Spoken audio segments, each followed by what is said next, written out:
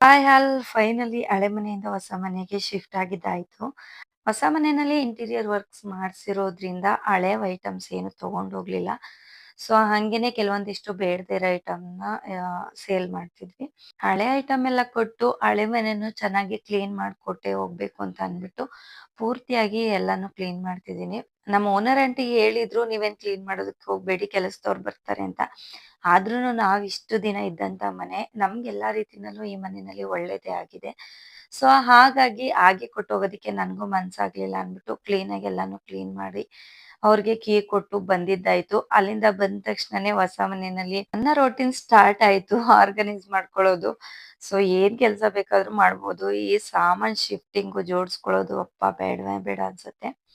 ಪೂರ್ವಿಕ್‌ದು annual function ಇತ್ತು. ಅದಕ್ಕೆ costume ಕೊಟ್ಟಿದ್ರು. ಅವನದನ್ನ ವೇರ್ ಮಾಡಿ ತೋರಿಸ್ತಿದ್ದಾನೆ ಹೇಗ್ ಕಾಣ್ಸುತ್ತೆ ಅಂತ. ಸೊ ಇದಿಷ್ಟು ಇವತ್ತಿನ ವ್ಲಾಗ್. Thank you all.